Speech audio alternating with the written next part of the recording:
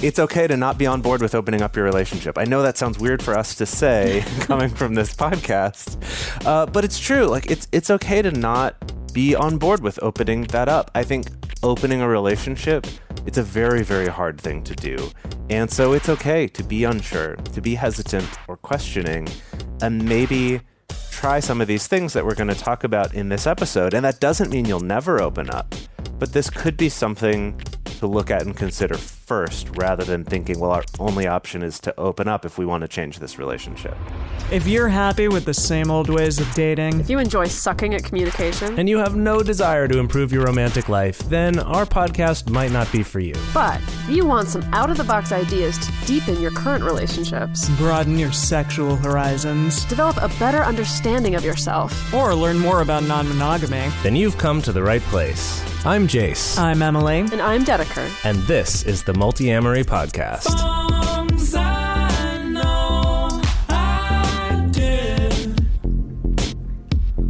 Forcing me to form myself to fit. On this episode of the Multiamory podcast, we're talking about what to do when you might not be sure that opening up a relationship is right for you.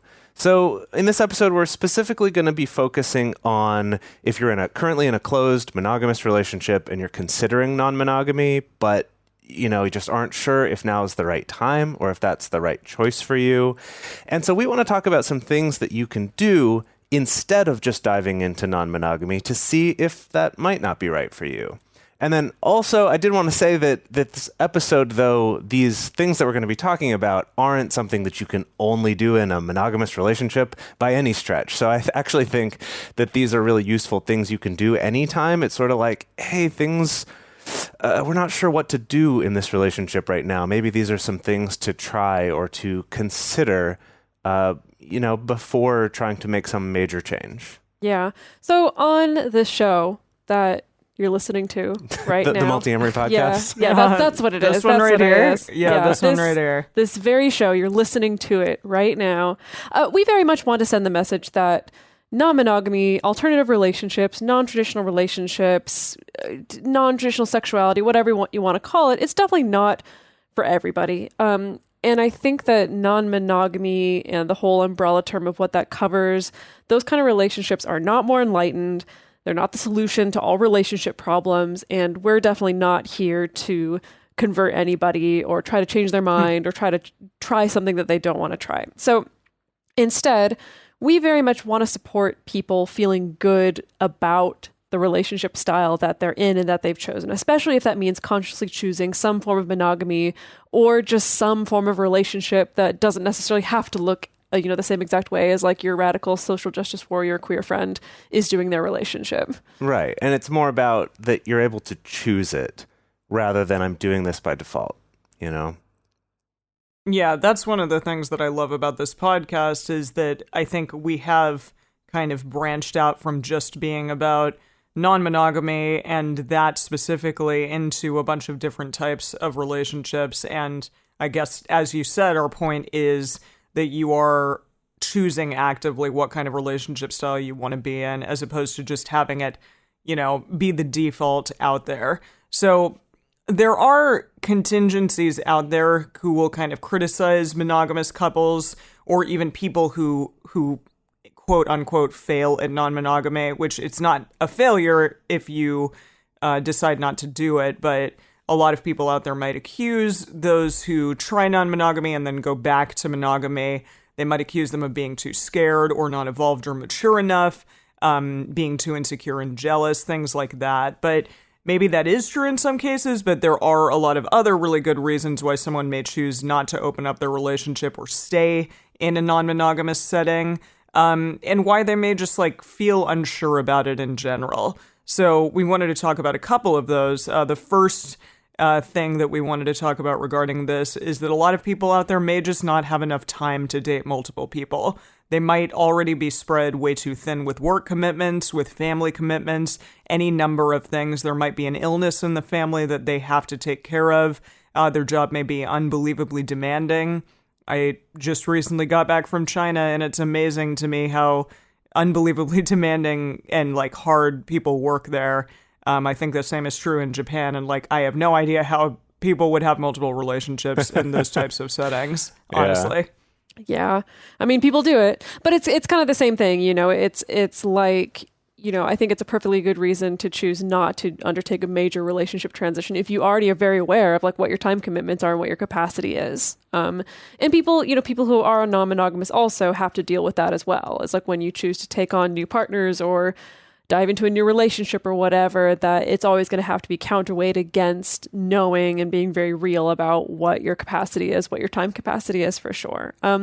So other good reasons to not choose an open relationship or to feel unsure about non-monogamy or opening up your relationships include if your current relationship, your current closed relationship, just doesn't feel stable or quite safe enough. And that doesn't mean that things are on the rocks, but it may still feel like maybe there's some areas of improvement. You know, maybe you want to prioritize putting time and energy into fortifying your existing connection rather than tackling a big transition like this. And speaking of transitions, another good reason to feel unsure or maybe hesitant about opening up is maybe there's some life transitions coming up. Maybe you're going to be tackling a big move or switching jobs or changing careers or getting married soon or having a baby, stuff like that, you know, that's definitely perfectly justifiable reason why maybe you're like, I don't know if non-monogamy is the right choice That's right enough now. transitioning for right now. Let's not add another one on top of that. And especially having a baby, maybe that's enough, you know, adding other people to the mix.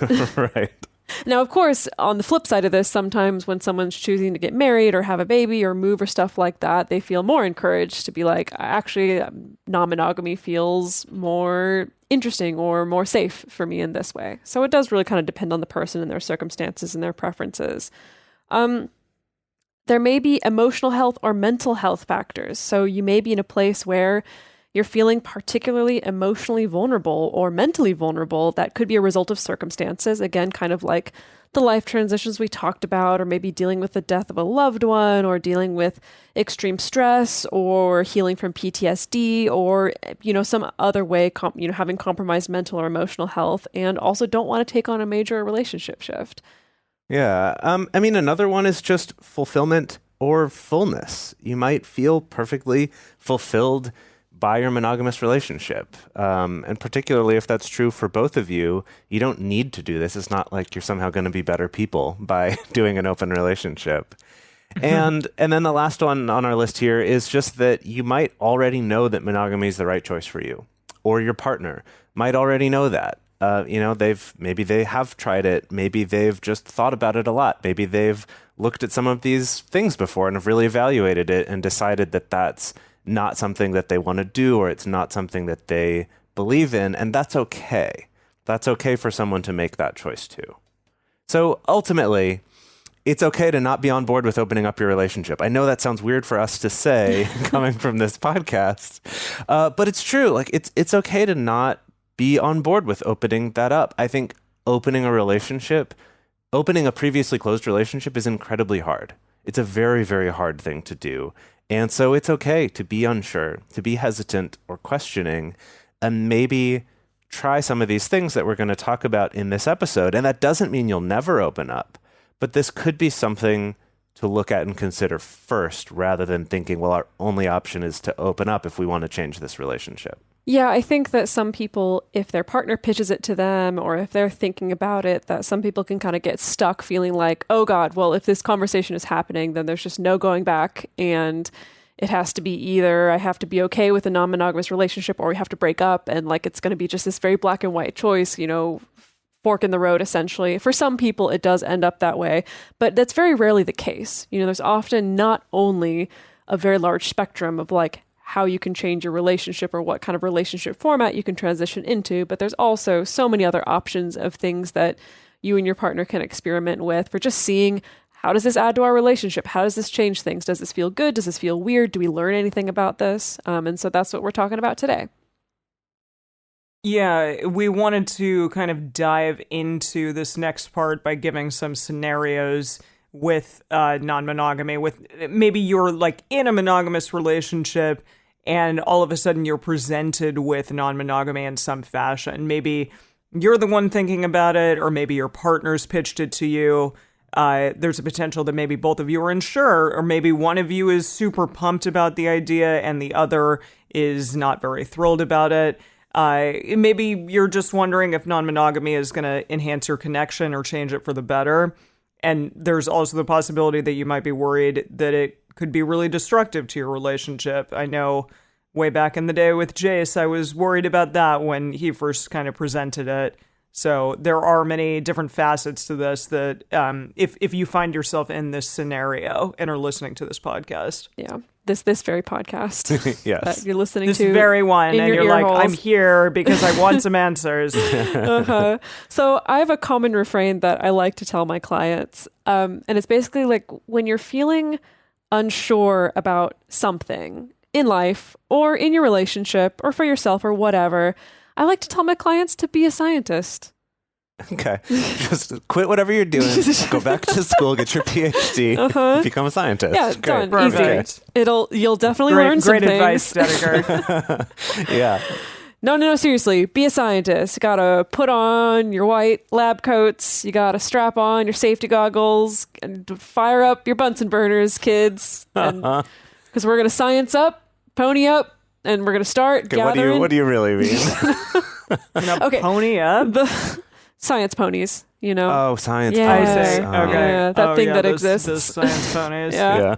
Yeah. No, okay, the whole point of Be a Scientist is start gathering data. So start gathering data, start gaining information about how you tick, how your relationship works. Start experimenting, start trying things. Just try something and then see. That was something that when we went on meditation retreat together, one of the nuns was talking about, that if you're plagued with doubt in particular, a solution for that of being plagued in doubt is just try something, even if it's low stakes. And that's going to give you more information to then help things become a little bit more clear. Yeah, I love that. See, even nuns are scientists sometimes. Oh, for sure. Yeah. So, okay. In the spirit of all of us being scientists, we have compiled a list of 6 things for you and your partner to... Yeah, exactly. So we've compiled a list of 6 things for all y'all out there, you and a partner, to try on and to experiment with that may help you enhance your relationship and possibly deepen your connection, and then clarify what kind of relationship might be the best for you. So let us go to the first one, and that would be to get a third party to help you look at your relationship. And so that could be someone like a professional, a counselor, couples therapy, relationship coaching.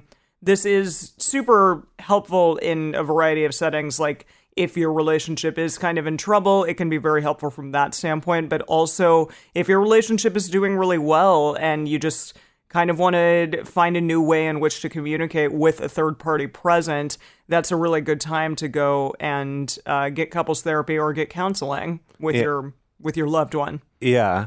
And a third-party professional can really help you to mull over that question of opening up, or can help guide that conversation. Now, the caveat here is that this would be a professional who is familiar with non-monogamy and is comfortable with it and actually gets it. Maybe, or... It's not going to say that it all is going to screw everything up, maybe, just like by default. Yeah, ideally you're finding someone who is... at least affirming of non-monogamy. But when you go to a professional, I don't think you necessarily have to make that conversation all about non-monogamy. I think it can also be really good just to have someone there to help you take stock of your relationship, see where your strengths are, see where your weaknesses are. That's true. And kind of guide you toward different areas to look at that maybe are not necessarily about, do we open up our relationship or not? Certainly. I guess what I'm saying is just that if you are going to go to a professional who themselves already has a foregone conclusion that non-monogamy never works, they might be able to help you in other areas, but you're not going to be facilitating a good conversation about actually evaluating whether that's right for you, because they've already decided that without talking to you or taking your input at all. So just, try to avoid that. But they can help you in that conversation, brainstorm, get deeper into what's really going on for you about your fears or what it is that's appealing to you about it, as well as improving your communication and helping the two of you feel more connected, or building better habits with each other and sustaining your intimacy and building that with each other. And so I know I hear a lot of you out there myself am often in this camp of saying, but that's expensive.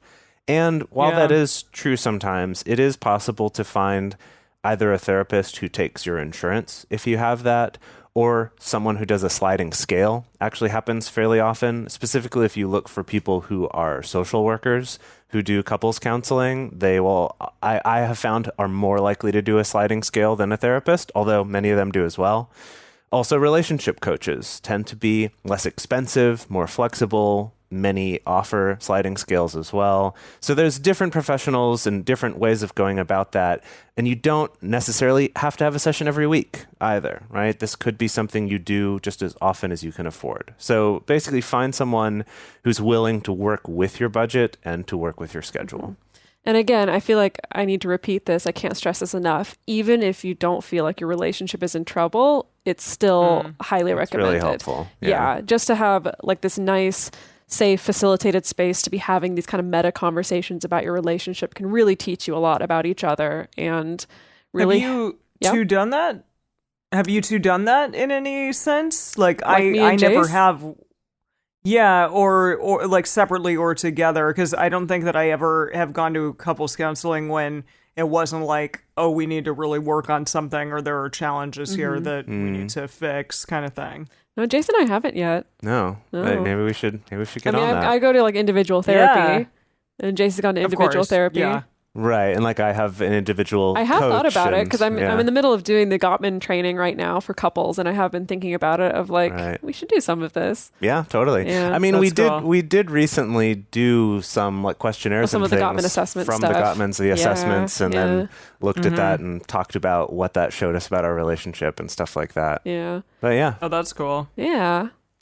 Something to think about. And then also the other thing is when we say get a third party to help you look at your relationship, it doesn't count as getting a third to add to your relationship. Yeah, that's not what I mean. Some couples treat it that way. Oof, Some couples like the experiment is like, let's try adding a third and then Get a free therapist. get a free, well, That's what they think, yeah. sort of get a free, boy. I don't know, an experiment at someone else's expense, I suppose. Experiential therapist, yeah. Sort of, something like that. Right. Some immersion therapy, Yeah, make them deal with all your baggage. basically. Yeah. Anyway. Not a good idea. Don't do that. No. Yes. Okay. So moving on to number 2 in our list, that's to disentangle. So find some independent interests or hobbies. If you find that you and your partner, maybe you spend all of your waking free time together, or maybe you suspect that you're developing a codependent relationship. And I know codependent relationship tends to be a dirty word, but like, it's okay. A lot of us have codependent tendencies. It doesn't mean your relationship is toxic. It doesn't mean you're a bad person. It happens. We're in a culture that, to be quite honest, I think really encourages codependent relationships. Yeah. And so that's okay. But if you suspect that, it may be helpful to just experiment, just try on some disentanglement and see how that feels. And it can take on many different forms. It could be pursuing interests or hobbies that are independent of each other. It could just be something like making time for alone time that you're separate from each other. It could be something as adventurous as maybe going on a whole trip by yourself. I know several couples where if it's accessible to them, like one or both of them will do like little outings or weekends away from each other, just solo, and they absolutely love it. Or, if that's not within your budget or schedule, even just going on an outing by yourself, or even just taking a walk around the block by yourself, just like examining the ways where you feel like maybe there's some codependence or like a little bit too much entanglement with your partner, and seeing if you can tease that out a little bit.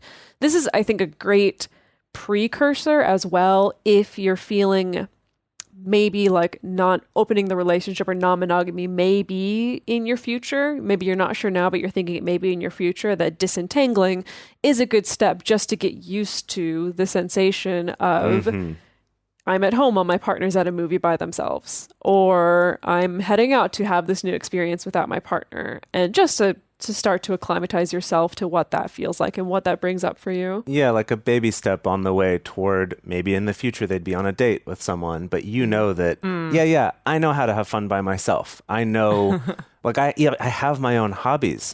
I know a lot of people who have been in a relationship a long time, particularly people who've been married a long time, where if you ask them, like, what are your interests and hobbies, they couldn't give you an answer. Right? They would just say, oh, well, we like to do this or we go and do that. or, oh, we're busy with these What do things. you And it's do? like, right. But it's like, but what are your interests? Like, what are your hobbies? If you have time on your own, what would you do? And they're like, I don't know.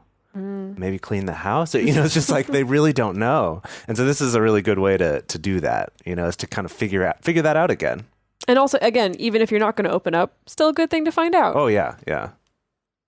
Totally. I mean, even if you can only budget some time and money to do this even once a month, it's going to carry more benefit and give you some more stat points, some more data than not doing it at all.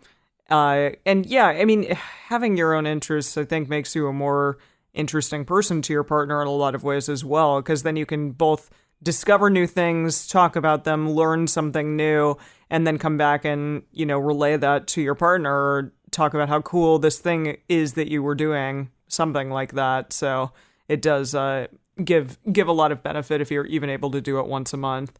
Yeah. So we'll move on to the next one, number 3, which is kind of the opposite of what we just said. But it is, instead of disentangling, it's to entangle, like connect. Just, get some more connection in your life. So you may feel like there's distance between you and your partner, or there's lost passion, lost interest, that you're living in separate worlds. So when this happens, try to invest in intentional time with your partner. So things like doing a regular date night, finding a really novel experience to try together, go bungee jumping or something, or even rock climbing or ice skating. I don't know, something like that. Find a new hobby to share. Even find some of those like really open-ended question things out there, the 36 questions or something along those lines. I'm assuming the Gottmans have something, right? Yeah. Yeah. Yeah, and ask your partner that, like spend an entire evening and delve into those things, because that's definitely a novel, fun experience for sure. Yeah, I mean, just like Dedeker was saying about if you're finding yourselves being really codependent and just always doing everything together and being very uncomfortable on your own, that's a good sign that you should try to rediscover your own interests and how you can be more comfortable doing your own thing, whether it's watching your shows that your partner doesn't want to watch or catching up on some hobby that you haven't done in years. And then this on the other side is, or sometimes people, it's the opposite, where it's like we live our whole lives apart from each other and we're around each other a lot, but we're doing chores or we're zoned out watching TV and we're not like actively engaging. And so, yeah, like Emily was saying, those open-ended questions and stuff. And actually the Gottman Institute has an app that's called the Gottman Card Decks app. Not a great name for an app, to be honest. It's a hard thing. It's like hard to say. Card decks. Card decks. Yeah, it's not exactly a snappy title. No, it's really not. No, it doesn't roll off the tongue, but here we are. But it is what it says on the tin. Right. Yeah, and what's pretty cool about it is that it's a free app and it's not covered in ads, because it is essentially in itself kind of an ad for the Gottman Institute. Right. And it's like clean and well designed, But it's real simple. It doesn't do a lot. But what it has is basically like little decks of cards that you can flip through on your phone that just have different sorts of open-ended questions. And they're in all sorts of different categories. There's like sexy ones, or there's more like getting to know your relationship with your family ones, or getting to know what you think about love, or just general questions. Let's talk about adventures we could have. Right. Yeah. So it's definitely a good That's go-to. awesome. Yeah, it's really great for just sort of like, I don't know how to ask open-ended questions. That's a great place to go. And we do recommend a book actually by Doctors John and Julie Gottman, which is called 8 Dates. Doctors? Doctor. Which is the book 8 Dates. And basically in it talks about the importance of reestablishing a date night with your partner. And they have 8 specific dates that kind of each have a theme. They suggest types of places you can go, what sorts of questions to ask also, during them. if you don't want to go out and spend money, they suggest like at-home versions of each of them. Or cheap versions of them. Yeah, and it's less about you're going to go mini golfing, and more about like, these are the kind of questions you're going to ask each other related to this theme on this date, and to have this kind of conversation. Yeah.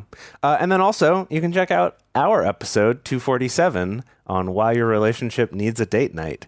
And that we go into a lot more detail about the science behind regular date night and the fact that it's still really beneficial even if you just do it once a month. So just like the disentangling, even if you can only do that a little, even doing this once a month is going to make a big difference in your relationship.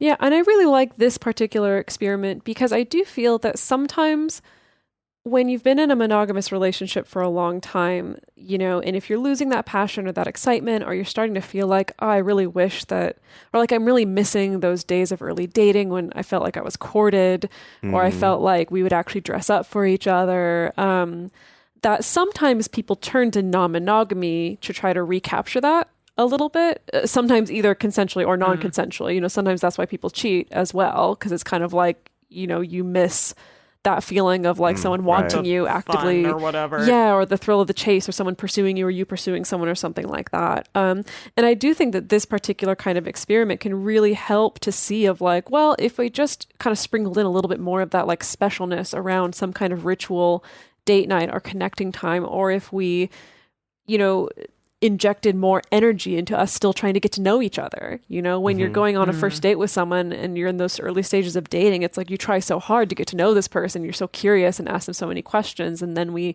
lose that over time. And that doesn't necessarily mean that like you've learned everything there is to learn about your partner. There's still plenty of things to still learn because your partner is vast, I assure you. Another recommendation I've heard is actually doing something active together. Something so that you actually get a little bit sweaty around each other can be nice.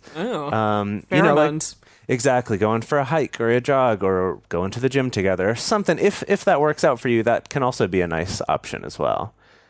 So before we go on to our final 3 things to try in your relationship, we want to take a quick moment to talk about some ways that you can help keep this show going and growing and get this sort of message out to more people who might need it.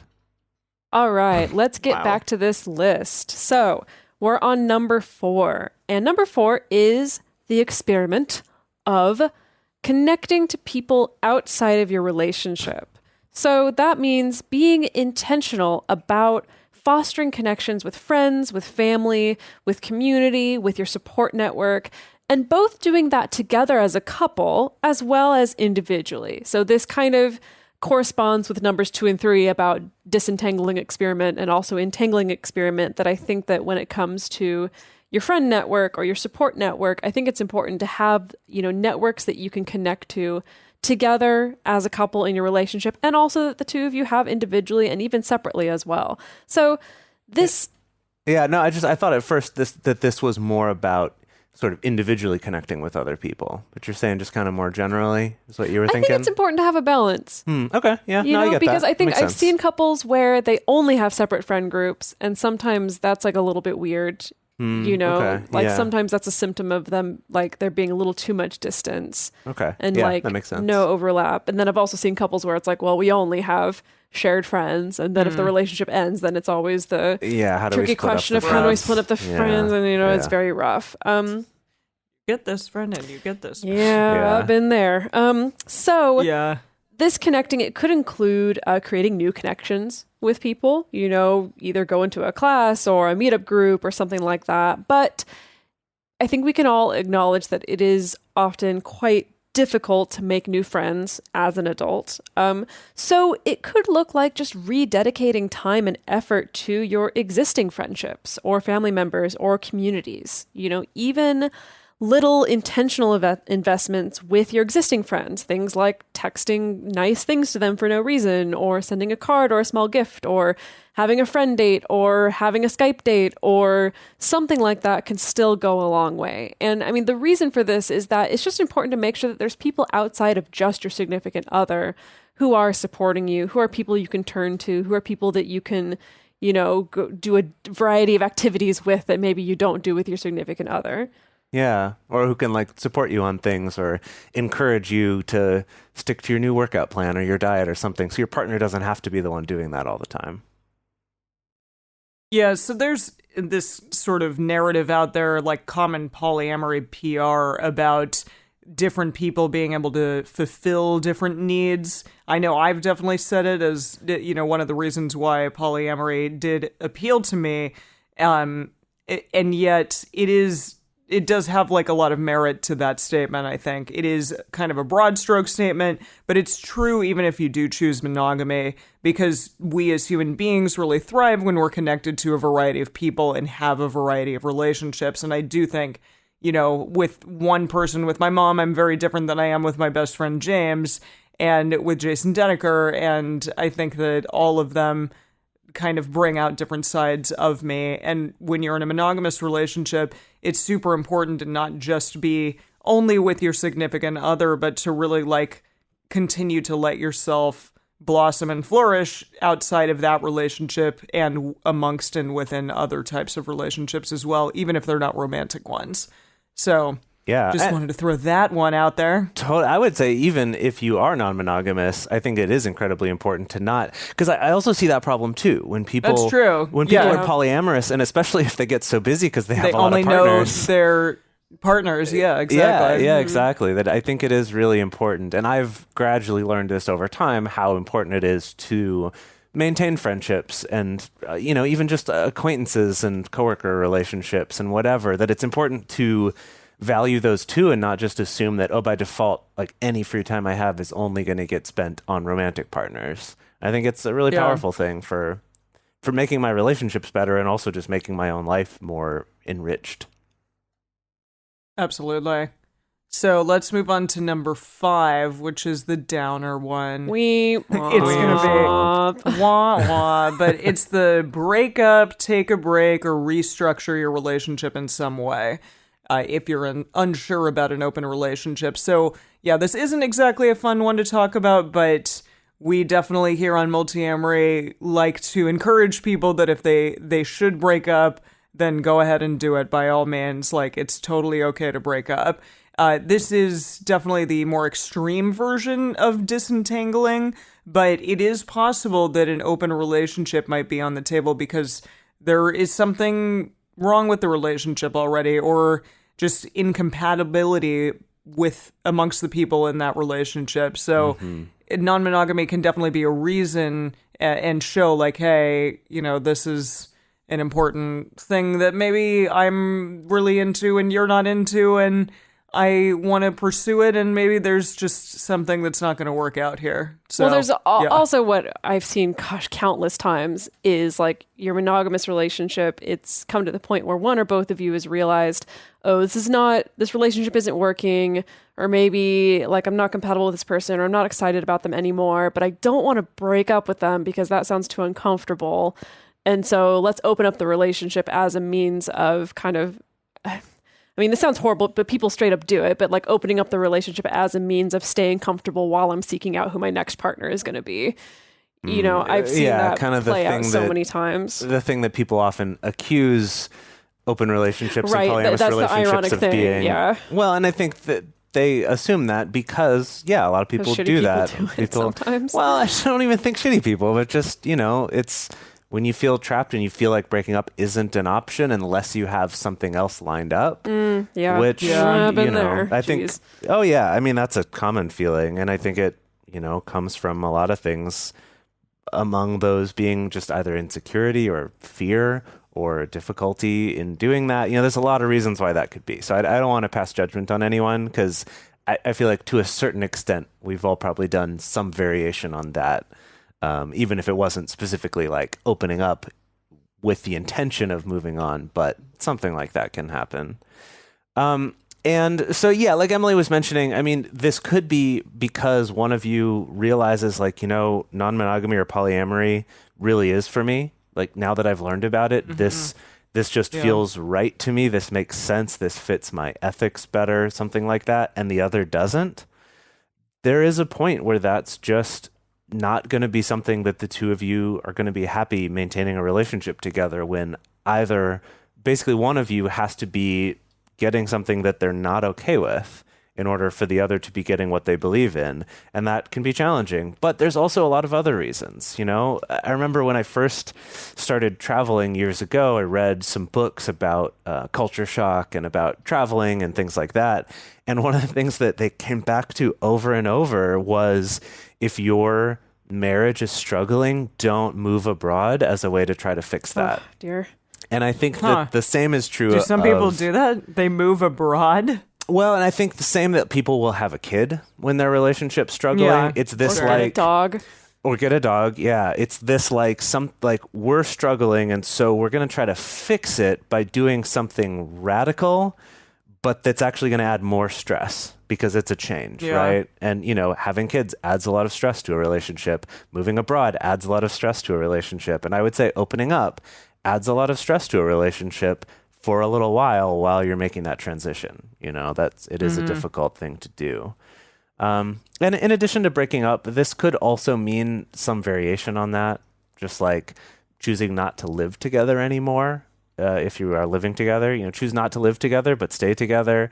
Could be just changing your expectations, maybe separating some of your finances or something. There's lots of things that can make this difficult, though, if your finances are very entwined, you have kids together. This isn't just to say, oh, it's easy. If it doesn't feel good, break up. That's not what we're saying. But just to realize that that is an option, and sometimes it is the right option. So for some more information about that, you can listen to our episode 243, How Compatible Are You Really? How compatible are you really? It sounds so accusatory. You were very intense about that. Yeah. I know. Whenever I see the title of that episode, that's the voice that it is in my head. Really? It's very accusatory. How compatible are you really? When I think the content of that episode is actually It's not that, that. Yeah. Goodness. Yeah. Okay. Now moving on to the last one on our list. Again, this is far from a comprehensive list. This is just what we got for you today. So number 6 is sexy time. Sexy time. It's the time for sex. That's why they called it sexy time. Okay. So sometimes some people may be considering non-monogamy or opening up the relationship because there may be some curiosity, there may be some titillation, there may be some interest in exploring a fantasy. That could be a particular sexual fantasy, or it could just be the fantasy of having multiple partners, even if we don't all have sex together, do kinky sex stuff, Or it could be motivated just by the desire to experience some sort of new sexual energy in some form. And so for some people, if that's the case, turning to non-monogamy in some form is the right choice. And for some people, it's very much not the right choice. Kind of depends on your relationship, kind of depends on who you are. But you may be unsure, you may be in the middle. So there is, of course, a wide spectrum of how to experiment here. We're not a sex podcast. There's so many billion, cajillion sex podcasts out there that can give you all kinds of ideas about kinky stuff. As a matter of fact, pretty much any of the other shows on our network, Pleasure Podcasts, are a great place to turn to get some ideas about sexually exploring or exploring some kind of non-normative sexuality or kink or something like that. But it could be something as low stakes as just verbalizing your fantasies to each other, which is vulnerable and scary, but sometimes even you can verbalize without necessarily making it mean that you have to act on it. Sometimes you can just talk about it. You can be doing role play, or you could do something a little bit more risque, more along the lines of going to a play party or a swingers club or getting involved in a swingers community. Or you could just go to a sex positive event, or you could go to a munch or a play event, and you could go to some of those things just with the intention of watching, maybe not participating, see how that feels for both of you. I do want to clarify too, if this all is new to you, that basically what a munch is something that the kink community puts on, but that's specifically non-sexual. Like no one's going to be having sex there. No one's going to be, flogging each other or getting undressed or anything. It's specifically an event that kink communities will put on just for people to meet each other and talk to each other. Potentially to find... it's a brunch, but it's called a munch? Right. Well, I don't know if there's usually brunch food involved. Usually they're in the evenings when I've gone to them, but... Oh, okay. Sometimes in the middle of the day, but it's usually like a dinner. You're probably munching, though. Yeah, okay. It's usually at a restaurant or a park or somewhere with like a picnic or something. Another good thing to try is to look into workshops. Sometimes I think, especially if you're in a city, if you look at your local sex store, and I don't necessarily mean like seedy rundown sex store from the 70s, but I mean, I don't know, maybe, but look into your local sex positive store. Often they'll have workshops or seminars or events or stuff like that, where it's pretty low stakes, sometimes aimed at beginners, where you can just go and try something. And maybe you walk out being like, well, that was weird. Or you walk out being like, wow, that was really hot and that was cool. Yeah, totally. We do recommend a good place to start is this site called mojoupgrade.com. It's just like it sounds. I've never heard of this. Yeah, okay. This is my one criticism of the site, is that it is titled very weirdly. Based on the title, what would you think the site is, Emily? Well, mojo, like how to get your mojo back, like Right. Probably like how to speak better or like be more sure of yourself or something in that capacity. That's not I don't a bad know. guess. That's not a bad guess. Well, but it's yeah, please. What is it? Is it sex related? Yes. There are a number of sites Okay, out yeah. there similar to this, but Mojo Upgrade I found is just the one that's like has the nicest user interface. They recently updated it, so the user interface Oh, that's is good. even They better. were having some bugs and They problems a little while yeah, ago. but they Okay. they recently upgraded really? their own Mojo of their site. They got And their mojo Oh, back. how they got their lovely. mojo Wow. back. But it's a quiz that you and your partner can take that goes through a bunch of different kinks, sexual scenarios, group sex scenarios, all kinds of fetishes and vanilla sex scenarios and stuff like that. And both of you go through answering separately. You know, are you interested? Are you not? Do you do this already? Are you interested only if your partner wants to? And then it'll show the results to both of you, but it'll only show the areas where you matched. So you can go through answering honestly, and maybe if you have a fantasy or a kink that's like very vulnerable to you to share, but your partner doesn't share it, or answers like hell no, I'd never do that. Like it won't out you to your partner, essentially. Yeah. So it'll just kind of show you the areas where the two of you overlap. They also recently upgraded the site to be not quite so gender binary. Oh, that's as great. well. Yeah, Yes. it was Yeah. a little Great. bit much. Okay, that's Yeah. great. Awesome. And we also wanted to say that in all of this, if you are thinking about experimenting with sexual situations that involve other people, is just to remember that these are other living, breathing human beings, and that you need to be respectful and be kind and be communicative, be safe, and don't treat them just like they're a disposable sex toy that happens to have a pulse, or like they're your free therapist, or whatever it is. Like be aware that this is another human being, and while you two are figuring things out, it's not okay to just drag someone else through that. They're also a scientist figuring things out. Right. Yeah. So just a little caveat there to just remember that other human beings are involved, and so educate yourself and be safe and learn what you can. And I think workshops and communities can be a really great way for learning about that. Okay, shall we review the list? Let's. We shall. All right. So number 1 was to get a third party to help you look at the relationship. Number 2 is to disentangle if you're feeling like you're a little too codependent all the time. Or number 3 is to entangle and enmesh and connect, which is more about not spending nonsense time, but about intentional time with each other. And then number 4 is to connect to people outside of your relationship. This is fostering your friendships, your family, your community, maybe making new friendships, or maybe just fostering the ones you have. Number 5 is to break up, take a break, or restructure your relationship in some way, sort of like an extreme disentangling. And then number 6 is sexy time. Explore some ways that you might be able to reinvigorate and enhance your sex life, or learn some new things, or try some new things in that department. Yeah, so these are all just a few ideas of ways to get some data about what may be a better option or approach to your relationship if you're thinking that maybe opening up is not going to be the right choice for you right now. So these are just a bunch of things that you can try within that, and then hopefully you can come to some sort of conclusion. Although we will say that none of these are empirical. Like, we're not the experts here who are just going to tell you in black and white terms, like, you're ready for non-monogamy or you're not. So don't put the pressure on us in that fashion. We're also scientists here. I would argue that no expert could tell you that. You just be like, Yeah, oh, well, absolutely. check. Oh, yep, you're good for it. Or check. No, you're not. I would agree. It is much more Well, nuanced than that. Yeah, I mean, the interesting thing is there are definitely couples out there who, one side of the couple believes, hey, there's no way that I will be interested in this.